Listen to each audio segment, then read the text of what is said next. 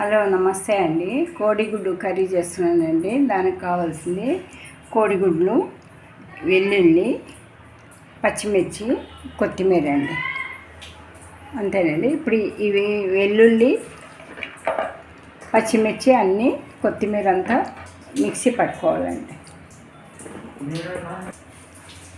కొత్తిమీర ఒక కట్ట అన్నమాట, పెద్దది.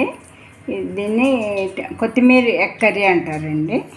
చాలా బాగుంటుందండి. బగారా అన్నంలోకి చాలా బాగుంటుంది. ఇప్పుడు మిక్సీ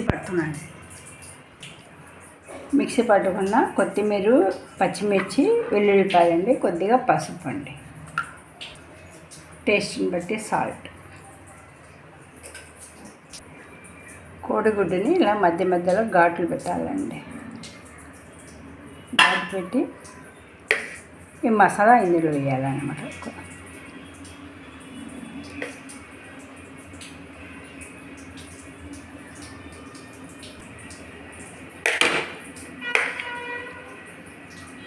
చాలా రుచిగా బాగుంటుందండి ఇది.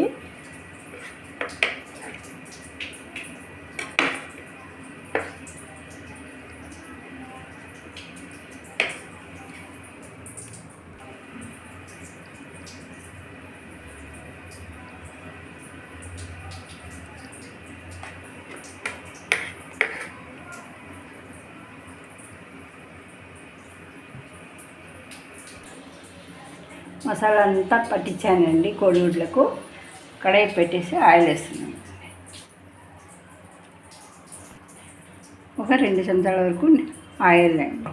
ఆయిల్ వేడెక్కాలి. ఆయిల్ వేడెక్కిందండి.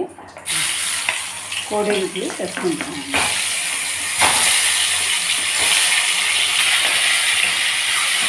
కాకపోతే వేగాలండి. ఎర్రగా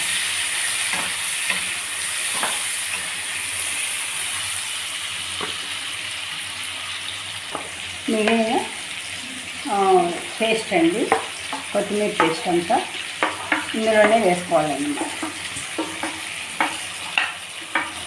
వేసి అంతా బాగా కలబెట్టాలి.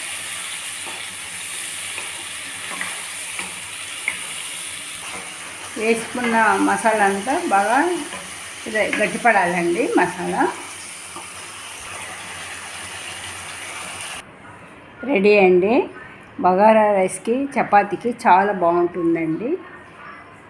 లైక్ చేసి సబ్స్క్రైబ్ చేయండి, షేర్ చేయండి, కామెంట్ చేయండి. Thank you.